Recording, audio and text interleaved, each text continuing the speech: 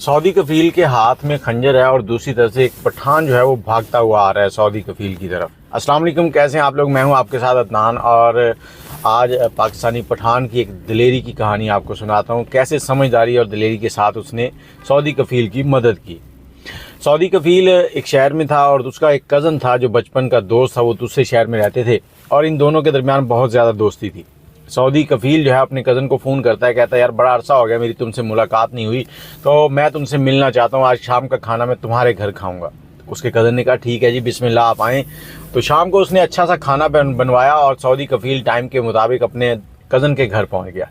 शाम हुई, दोनों खाना खा रहे हैं। खाना खाते हुए सऊदी कफील ने देखा कि दीवार के ऊपर एक मुनफरिद किस्म का एक खंजर है जो कि बहुत ही खूबसूरत है और उसके ऊपर कुछ एंटीक से नग लगे हुए हैं। उसने उसको देखा, काफ़ी देर देखता रहा। उसके बाद फिर खाना खाते रहे, बातें होती रहीं और बातें करते करते कई बार उसका ध्यान जो है उस खंजर की तरफ गया।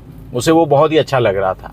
अब खाना ख़त्म हो गया, इनकी गुफ्तगू हुई और उसके बाद सुबह हुई। रात को वहीं पे सो गए। सुबह जब नाश्ते के बाद दोबारा उठकर ये निकलने लगा तो इसने फिर एक बार खंजर की तरफ देखा। इसका कज़न जो है वो इसके ऐसे गले मिलने के बाद पीछे हटा और उसने खंजर जो है वो दीवार से उतारा और लाकर इसको पकड़ा दिया।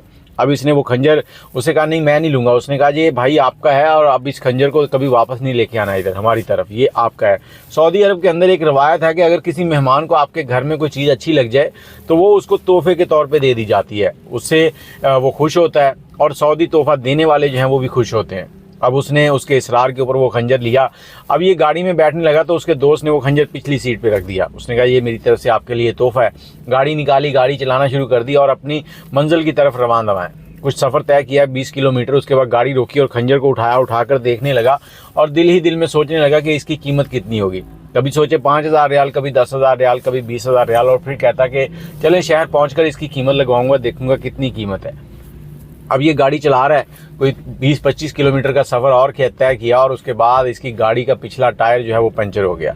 अब जैसे ही टायर पंचर हो गया ये परेशान था, लेकिन इसको इस रास्ते का मालूम था। इसे जहन में आया कि इसके पास स्टपनी भी नहीं थी। इसे जहन में आया कि 2 किलोमीटर के बाद पेट्रोल पंप है, वहाँ पर ज़रूर कोई ना कोई टायर चेंज करने वाला होगा या पंचर लगाने वाला होगा, तो वहाँ से जाके पंचर लगवाता हूँ। अब ये वहाँ से गाड़ी को ऐसे ही पंचर आहिस्ता आहिस्ता चलाते हुए वहाँ पहुँचा है। वहाँ पहुँचने के बाद इसने उसे कहा कि इसका पंचर लगा दो। वहाँ पर एक यमनी शख्स था और वो पंचर लगा रहा था।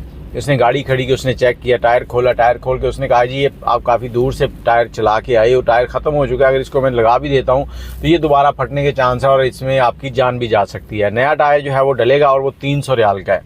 सऊदी ने कुछ देर सोचा और उसके बाद इसने कहा चलो टायर डाल दो। वो टायर डालने लगा। उसने कुछ ही देर में वो टायर डाल दिया। अब टायर डल गया। टायर डलने के बाद जब उसने गाड़ी सेट की उसने कहा लें जी 300 रियाल दें। अब सऊदी ने जेब में हाथ डाला और इसने देखा कि इसके पास तो पैसे ही नहीं है। पर्स जो है वो तो घर रह गया था। रात को जाते वक्त इसने पर्स उठाया ही नहीं था, मतलब जब अपने कज़न की तरफ गया। अब ये उससे कह रहा है कि मेरे पास पैसे नहीं है, मुझे आज शाम तक की मोहलत दे दो, शाम को मैं पैसे तुम्हें दे जाऊंगा।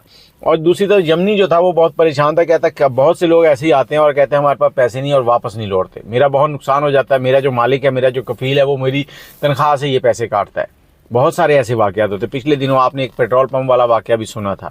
और इसी तनख्वाह के पैसों से मेरा घर चलता है, जब वो तनख्वाह ही पूरी नहीं मिलेगी तो मैं क्या करूँगा। अब इन दोनों के दरमियान तकरार होने लगा, काफ़ी देर बहस होती रही और उसके बाद यमनी जो था उसने जैक उठाया और गाड़ी के नीचे लगाने लगा कि वो जैक उठा के गाड़ी को टायर खोल के टायर निकाल लेगा। अब या तो वो कह रहा था गाड़ी खड़ी कर दो, तुम जाओ पैसे लेके आओ, गाड़ी ले जाओ, या फिर पैसे दो और गाड़ी ले जाओ, या फिर मैं इसका टायर खोल लूँगा। अब टायर खोलने लगा। सऊदी को बड़ा गुस्सा आया कि मेरी गाड़ी का टायर क्यों खोलेगा, ये तो मेरी तौहीन है। अब सऊदी ने क्या किया, उससे बहस की। इतने में वो जो यमनी था वो दुकान के अंदर गया, वहाँ से एक बड़ा सा राड उठाया और उठाकर इस सऊदी की तरफ बढ़ने लगा। सऊदी ने ज़हन में सोचा कि इसकी पिछली सीट पे खंजर पड़ा है, इसने भी वो गाड़ी खोली और खंजर उठा लिया। दूसरी तरफ वहाँ पे एक टक शॉप थी। टक शॉप के ऊपर एक पाकिस्तानी पठान जो है वो नौकरी करता था और वो ये सारा मंजर जो है काफ़ी देर से देख रहा था। इस पठान ने बाहर निकलते हुए आवाज़ें लगाई, रुको रुको। भागता हुआ आया और आके इन दोनों के दरमियान में खड़ा हो गया। कहता भाई गुस्सा ठंडा करो, शैतान को भगाओ, गुस्सा ठंडा करो, शैतान को भगाओ। तो इतनी बात करने के बाद तो कहता कि तुम मुसलमान हो, मुसलमान भाई है। अब ये दोनों खामोश हुए तो उसने कहा मसला क्या है। अब सऊदी कहता कि मैंने इसके 300 रियाल देने हैं, मेरे पास पैसे नहीं है। मैंने इसे कहा कि मुझे शाम तक की मोहलत दे दो, मैं शाम को ला के तुम्हें पैसे दे दूंगा, लेकिन ये मान नहीं रहा। अब पाकिस्तानी पठान जो है उसने कहा कि देखो भाई पैसे तुम मुझसे ले लो। उसने कहा पैसे इधर ही दो, उधार नहीं करना मैंने। उसने जेब से पर्स निकाला अपनी जेब से, उसी दिन उसको तनख्वाह भी मिली थी।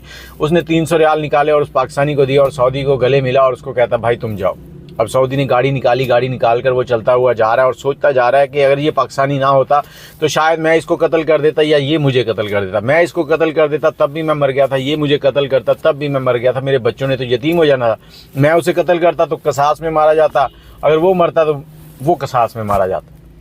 अब ये बातें सोचते सोचते वो घर पहुँचा। घर पहुँचने के बाद उसी वक्त उसने शाम का इंतज़ार भी नहीं किया, उसने पैसे उठाए और वापस आ गया। पंप पे पहुँचा और पाकिस्तानी को उसने कहा कि ये 300 रियाल टायर के और ये 500 रियाल मैं तुम्हें इनाम दे रहा हूँ। पाकिस्तानी कहता नहीं, मैं अपनी नेकी को ज़ाया नहीं करना चाहता, मैंने सिर्फ एक अल्लाह की रज़ा के लिए वो मामला ख़त्म करवाया था तुम्हारा, और मुझे पता था तुम बेईमान नहीं हो। इंशाअल्लाह मेरे हलाल के पैसे थे, वापस आएंगे तो तुम आ गए हो।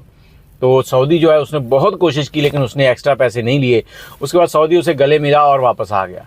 कुछ दिन गुजरे और सऊदी उसके बारे में रोज़ सोचता था कि ये कैसा नौजवान है जिसने 500 रियाल नहीं लिए मुझसे, वरना लोग तो 10 रियाल के लिए एक बंदे को मार देते हैं। सऊदी शख्स एक दिन गाड़ी निकालता है और उसी पेट्रोल पंप पे जाता है और उस पठान से मिलता है। उसे कहता है कि फ़लाँ तारीख को मेरे घर पे दावत है और तुमने आना है। उसने कहा ठीक है। अब सऊदी शख्स जो अपने घर चला गया, सारे कबीले की दावत की, उसने तारीख बता दी। उस दिन सब मेहमान टाइम से आ गए। उसने टाइम जो है ना 1 घंटा पहले का बताया था, जो पठान को टाइम दिया था वो बात का सब इकट्ठे हो गए। उसने फिर वहाँ पर ये सारी कहानी सुनाई और उनको बताया कि आज मेरा ख़ास मेहमान आ रहा है। उसका नाम नहीं बताया था। जब वो रात के 9 बज गए, सब इंतज़ार कर रहे हैं, तो 9 बजे वो दरवाजे पर बेल हुई तो सऊदी जो है वो अपने घर का दरवाज़ा जल्दी से खोलने गया कि कहीं वही मेहमान होगा। जब उसने दरवाज़ा खोला तो देखता है कि सामने वही पठान खड़ा है। अब ये उससे गले मिलता है। गले मिलने के बाद अपने अंदर लेके आता है, घर के अंदर सबकी खातर तवाज़ो करता है, सब इससे मिलते हैं, बड़े खुश होते हैं और सबके सामने कहता है कि इस शख्स ने 2 जानें बचाई थी, एक मेरी और एक उस शख्स की। मैं इसका सारी ज़िंदगी का मकरूज़ हो गया हूँ। इस शख्स ने मुझसे कोई एक्स्ट्रा पैसे नहीं लिए और मेरी जगह उस दिन इसने पैसे भी भर दिए। सब ने उसको बड़ा अप्रिशिएट किया। खाना खाया। खाना खाने के बाद सब मेहमान चले गए और ये पठान उधर ही रुका। और इन मेहमानों के सामने वो जो खंजर उस दिन सऊदी के हाथ में था, उसने इस पठान को गिफ्ट दिया कि ये मेरी तरफ से तुम्हारे लिए तोहफा है, लेकिन मैं तुम्हारे सामने भी हाथ जोड़कर ये मिन्नत करता हूँ कि इसको कभी भी किसी के लिए तानना मत, किसी के ऊपर मत तानना, किसी को मारने के लिए ना उठाना। ये सिर्फ एक तोहफा है मेरी तरफ से जो तुम कबूल कर लो। उसने वो तोहफ़ा कबूल किया। फिर मेहमान चले गए, रात ये उधर ही रुका। सुबह सऊदी इसको अपनी गाड़ी में इसके वो पेट्रोल पंप पे छोड़ के गया।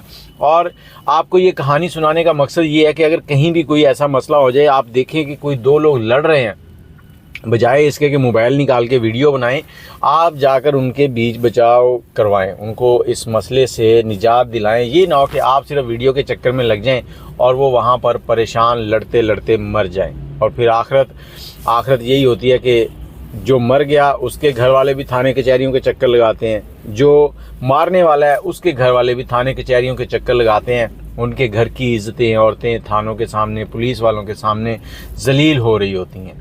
अपनी राय कमेंट में ज़रूर दीजिएगा। अगर आपके पास कोई इस तरह की कहानी हो तो हमसे ज़रूर शेयर कीजिएगा। दुआ में याद रखिएगा। नंबर है हमारा 0300 25 20 629। अल्लाह हाफिज़।